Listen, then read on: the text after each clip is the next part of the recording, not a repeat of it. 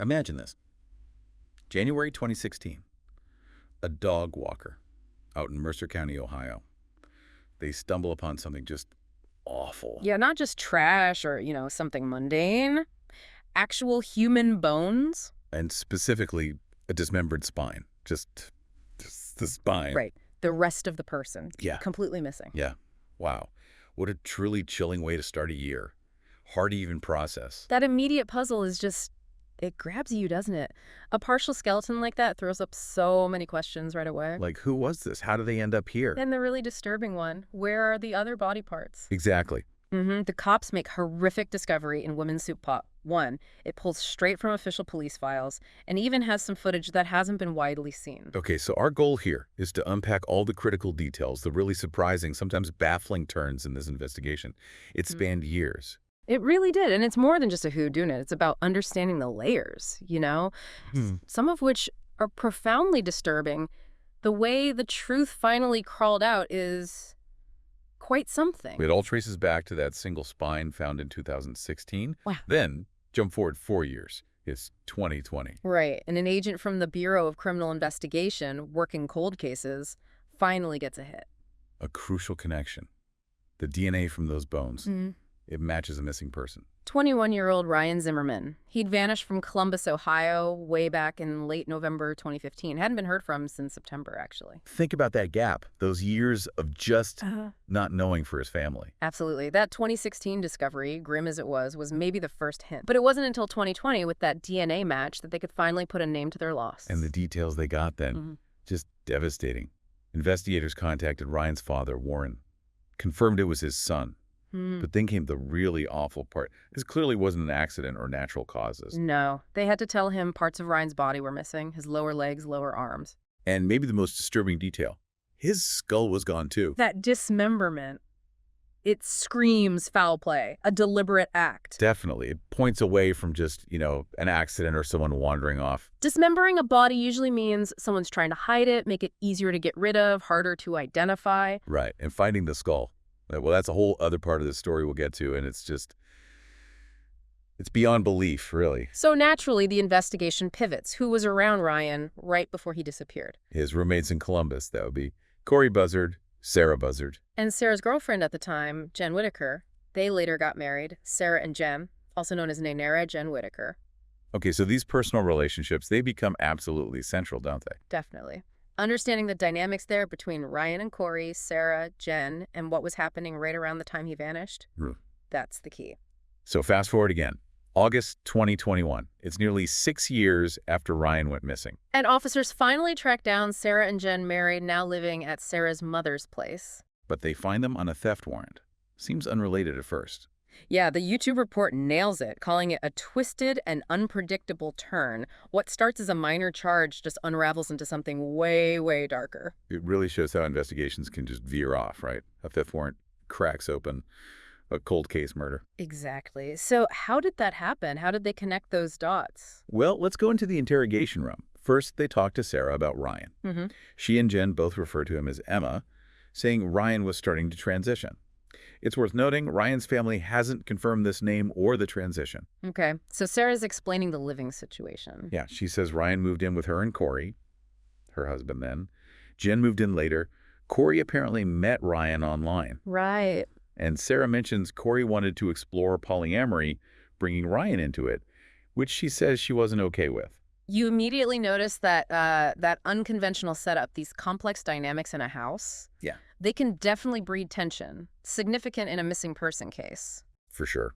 Sarah claims Ryan was only there about 2 months.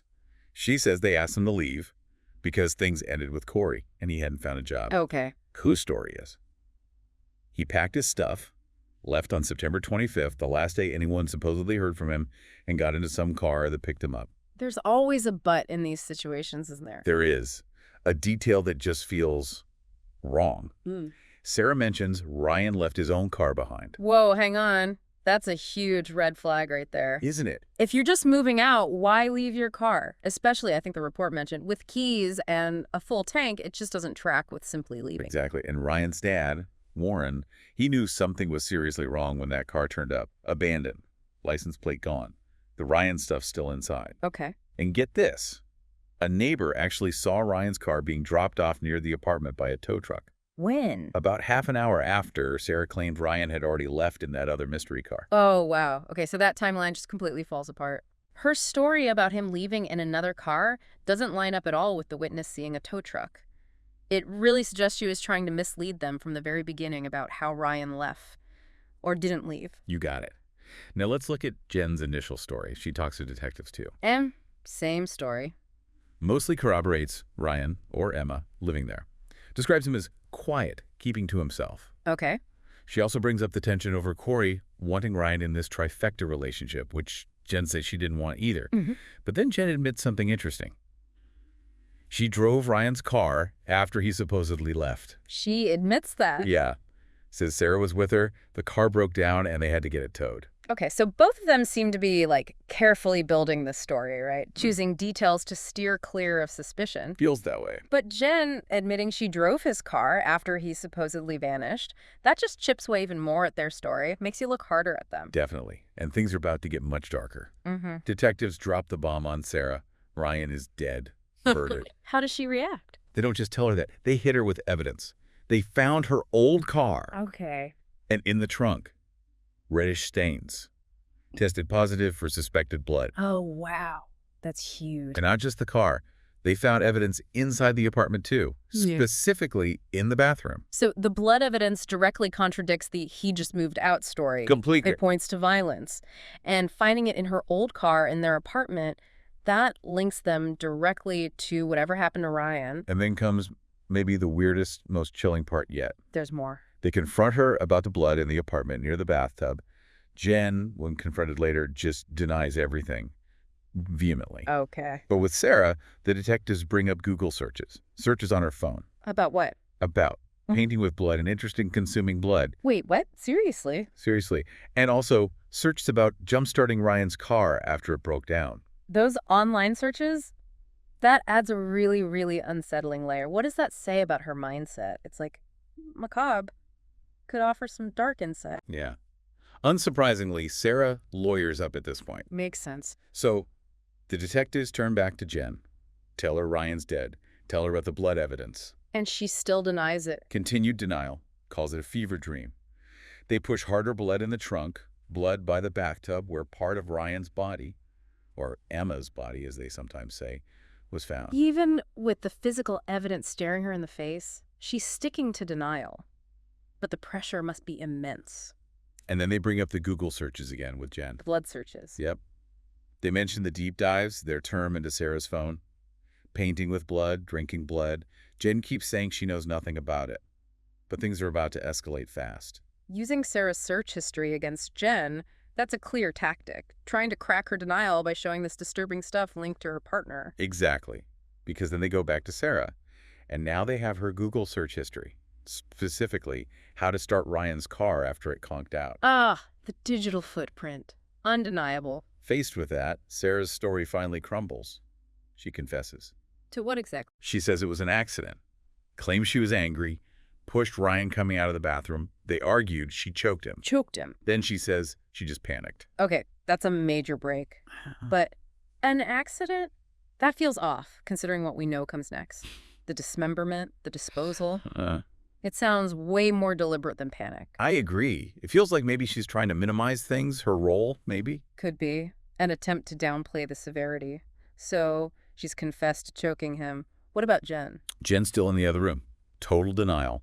But the detectives tell Jen, look, Sarah confessed to everything, including you helping dismember Ryan's body. Ah, the classic interrogation move.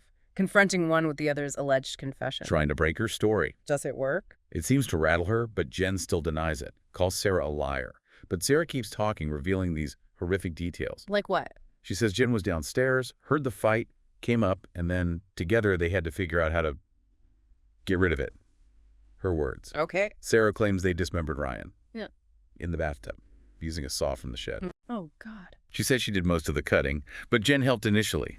At the joints, elbows, wrists, ankles, knees. The methodical detail there.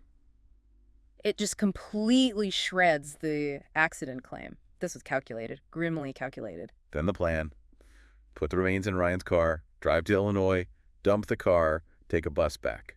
But the car wouldn't start, right, after a gas station stop. Exactly. So plan B, transfer the Tupperware bin containing body parts into Sarah's car. In broad daylight, at a gas station. Apparently.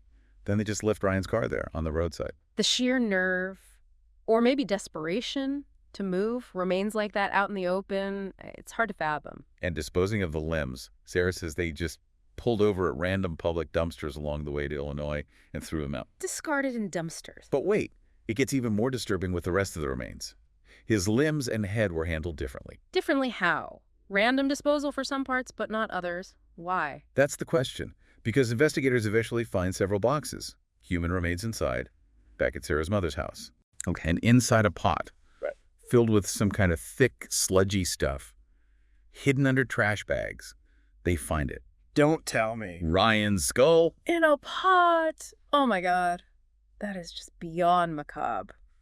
Keeping the head like that, concealing it separately, it's deeply, deeply disturbing. Well, this is all coming out from Sarah's confession. Jen is still denying everything back at the mother's house. Still sticking to her story. But then the detectives there get the update. Sarah's confessed everything, including Jen helping with the dismemberment. So they confront Jen with that definitive news. Yes, and she still denies it. That's But then, just as they move to formally arrest her, it takes this incredibly tragic turn. What happens? Jen pulls a small handgun out of her purse, and right there, at the scene, she takes her own life. Oh no, a self-inflicted gunshot. Yeah. Wow, that just ends her side of the story. Any chance of getting her full account is gone, adds another layer of darkness. Months go by after Jen's death. And then Sarah, she gives a completely new version of events. A second confession. How different is it? Very different. Now, she claims that on the morning Ryan died, Jen, she calls her Naira, sometimes started talking about killing him. So now Jen's the instigator. According to this news story, yes. Sarah says she didn't take Jen seriously at first, but then Jen started gathering things. Trash bags, bleach, the saw. Premeditation.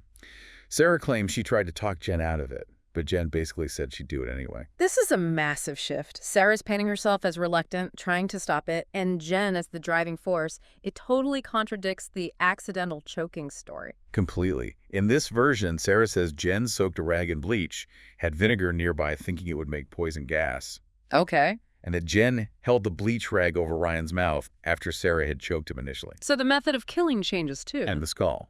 Now, Sarah says Jen put it in a trash bag, cut it off, and put it in their freezer. The freezer, the details keep changing and getting somehow even more gruesome. It makes you really question which parts of either story are true. How much is Sarah now shifting blame onto Jen, who can't refute it? It's impossible to know for sure.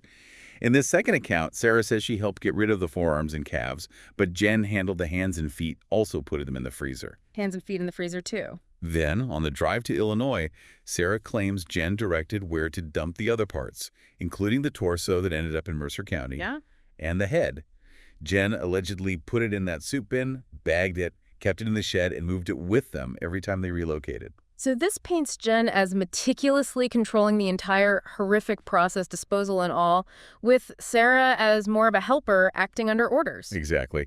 And this second confession introduces a really, really disturbing alleged motive. What motive does she claim now? Sarah says Jen believed Ryan didn't deserve to be out in the world to ruin someone else's life. Why?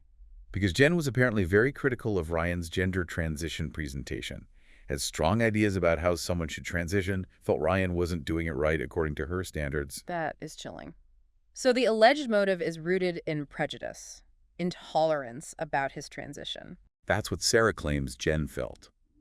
She also said Jen often called Ryan a disgusting human being. It's such a stark contrast to her first confession, which seemed aimed at protecting Jen. If that motive is true, it's incredibly disturbing. Prejudice fueling such extreme violence. It adds a whole other layer of ugliness to this. So after all these twists, turns, conflicting stories, where did it end up legally? Well, despite the changing narratives, Sarah Buzzard pleaded guilty, January 2022. Guilty to what? Murder, among other charges. She got life in prison, possibility of parole, but only after 30 years. 30 years. And Ryan's father, Warren. He made a statement. Heartbreakingly simple, really. Just said no one can hurt him anymore. Oh, man. This case, it just highlights how incredibly difficult it can be to nail down the absolute truth, you know? Especially with conflicting stories and, tragically, one key person unable to give their account anymore. Sarah's shifting stories leave so many questions. What exactly happened? How much was Sarah? How much was Jen? Jen's death means we'll likely never know the full picture from her perspective. It just hangs there. And that really leaves us, and everyone listening, with this unsettling thought, doesn't it? What truly drove this? Was it some twisted sense of justice in Jen's mind, as Sarah claimed? Was it pure prejudice? Or something else entirely, something we can't even grasp? This deep dive into Ryan Zimmerman's tragic death. It shows not just the capacity for horrific violence, but also how truth can be bent, hidden, maybe even lost. Really makes you think. It absolutely does. What do you even make of a case like this in the end?